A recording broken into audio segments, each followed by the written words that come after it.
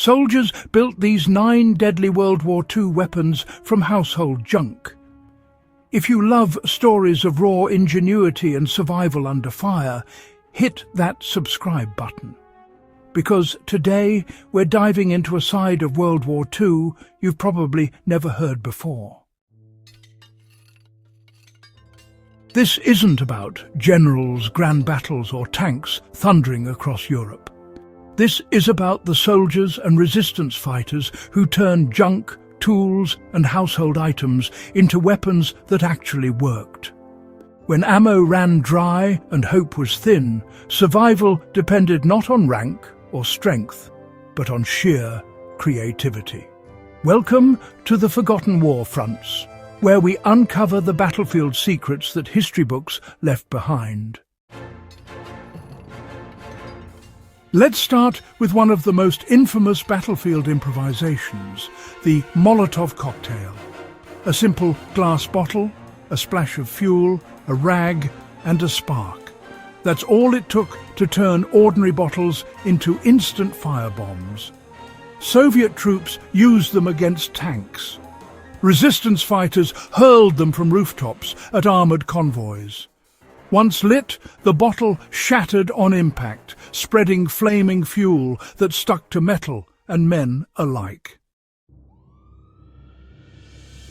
It wasn't just a weapon, it was a statement of defiance.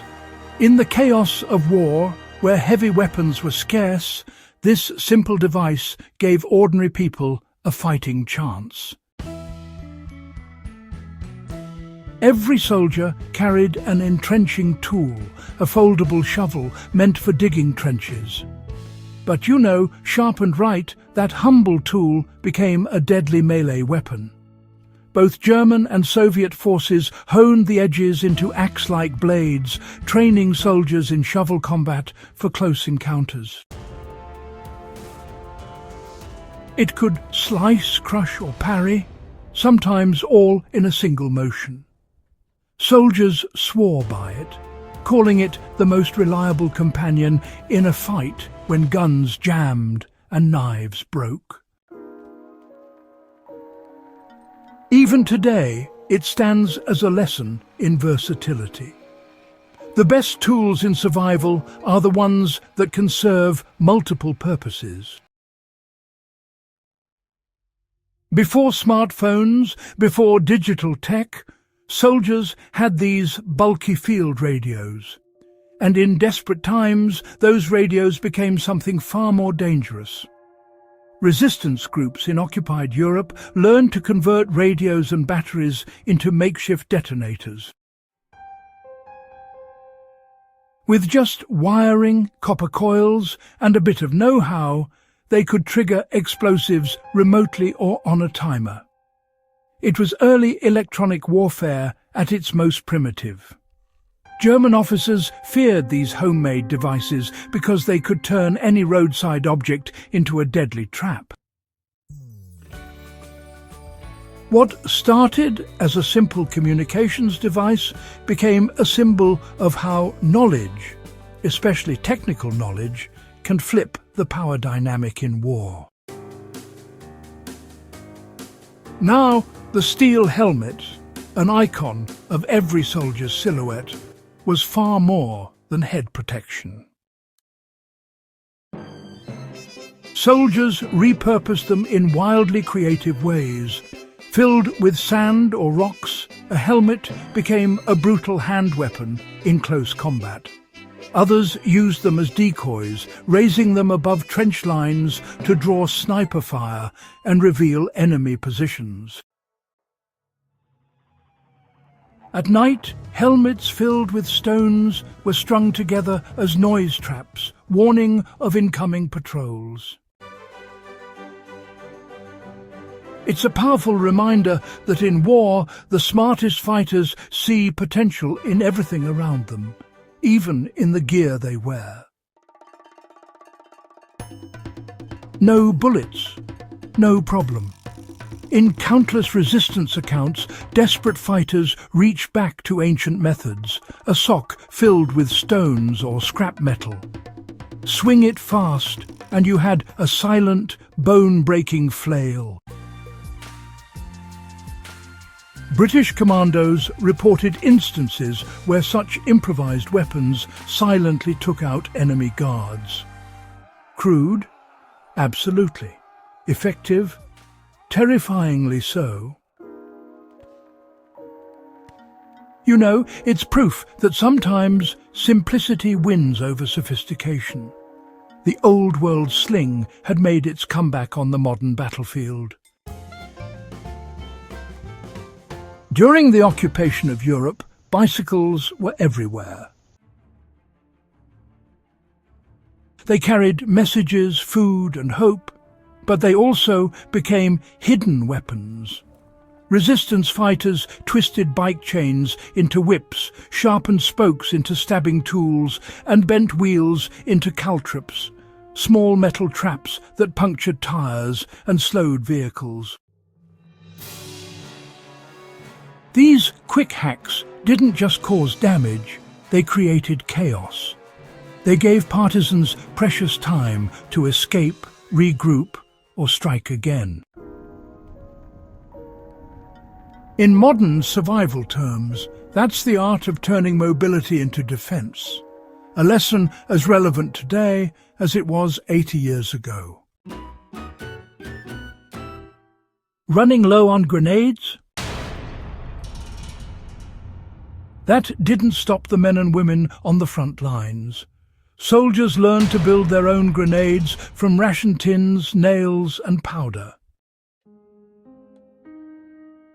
They'd pack shrapnel inside, seal it up, and attach an improvised fuse. When thrown, these makeshift explosives tore through enemy positions.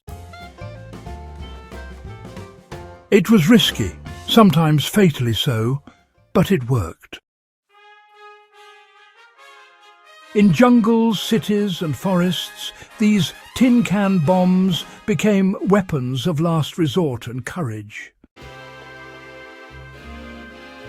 They were proof that desperation and invention often share the same spark. For those living behind enemy lines, stealth mattered more than firepower. Fighters disguised blades inside combs, walking sticks, and even kitchen utensils.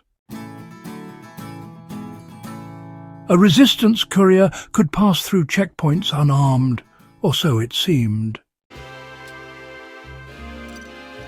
Concealed weapons weren't meant to intimidate, they were meant to surprise. It was about survival through subtlety, not aggression. The less you looked like a threat, the more dangerous you actually were. Even clothing turned into tools of resistance. Boots fitted with hobnails delivered devastating stomps in hand-to-hand combat. Belts with heavy buckles doubled as whips. Straps and belts became garrots in desperate escape attempts. It was about using whatever was available, however grim the situation. Soldiers learned to look at their gear differently, not as mere clothing, but as tools for survival. In those moments, creativity wasn't optional. It was everything. All these battlefield hacks tell one powerful truth. Resourcefulness beats resources. These weren't superheroes or inventors. They were ordinary people forced to think extraordinary thoughts under pressure. From bottles and bicycles to radios and rations, they redefined what it meant to fight back. And that's why we tell their stories.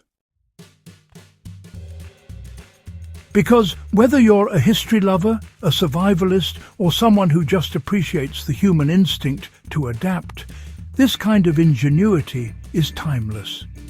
If you found this journey into wartime improvisation inspiring, subscribe to the Forgotten War Fronts. Share this story with someone who believes creativity is the greatest weapon of all. And keep exploring the unseen edges of history, where survival wasn't just about strength, but about outsmarting the impossible.